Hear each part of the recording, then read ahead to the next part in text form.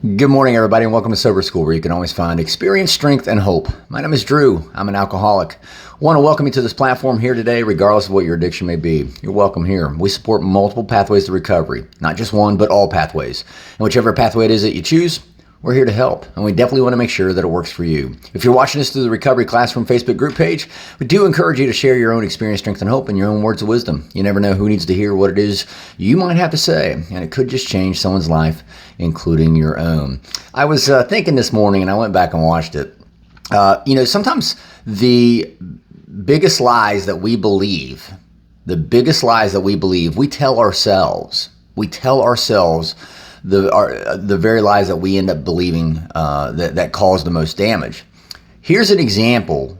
I'm going to play this video. Here's an example of one of the biggest lies that I can remember anyway, from all the way back from December of 2020.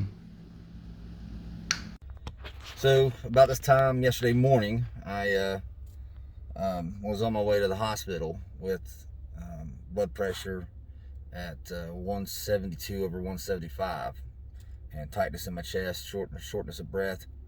I didn't know if it was a heart attack or what, but I was on my way, and they cut me loose. They administered some fluids, drugs, try to bring my heart rate down, my blood pressure down, and I spent the whole day in a hospital bed thinking, worrying, but also realizing what I had to do to fix this, because I didn't want to be back in that position. So 12 hours ago, a little over 12 hours ago, they released me, and now I'm here at Planet Fitness because I'm going to do what I said I was going to do. Let's get busy. I like to call that 56 seconds of bullshit. That video was shot on December 12th of 2020. In that video is me. On December 11th of 2020, I went to the hospital with chest pain, shortness of breath, elevated, as you heard, elevated blood pressure.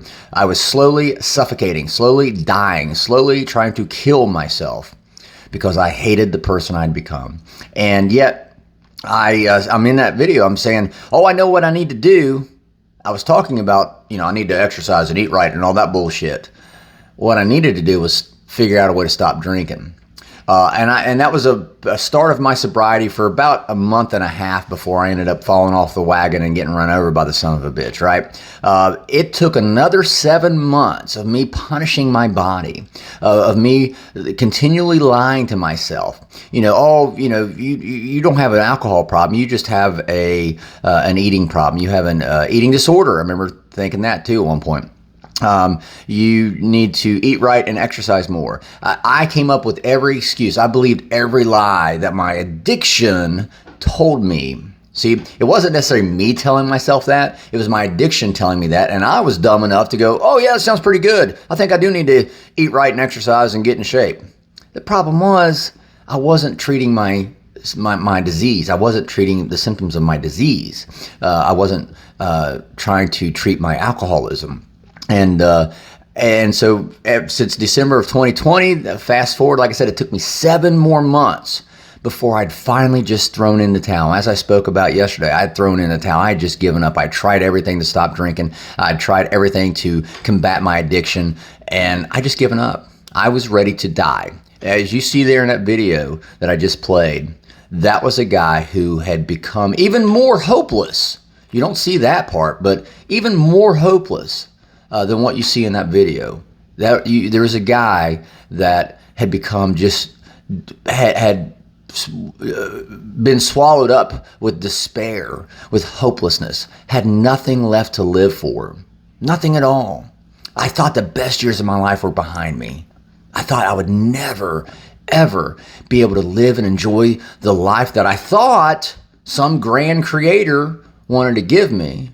I never thought I'd ever be able to enjoy that, because that was my addiction trying to convince me for one more day. See, that's, again, I've shared this the other day. That's why we're always saying, just for today, just focus on today, because that's what our addiction's doing. Our addiction is saying, hey, I got to make it to the end of the day. This guy's already talking about stopping drinking, just as I did there in that video. This guy's, talking about stopping drinking. Okay, well, we'll let him, we'll play along with this bullshit, right? We'll let him believe he's going to stop drinking, but we're going to tell him he can stop drinking tomorrow.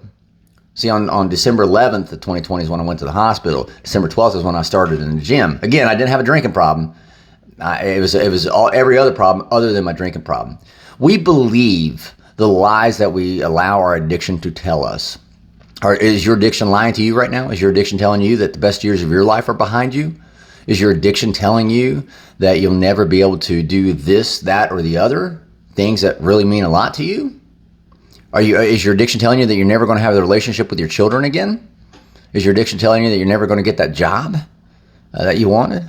Is your addiction telling you that you're never going to get your family back again? Are you willing to believe it? Or are you willing to fight for it? Have you thrown in the towel? Have you thrown in the towel like I did? Because I was done, man. I was done. But that's where I stumbled, and I can't stress this enough, stumbled into the rooms of Alcoholics Anonymous. Again, I can't speak to all the other many pathways of recovery out there. I can't. I will support them. I wholeheartedly support them. If your goal is to get clean and sober, by God, I share that goal and I will fight right alongside with you.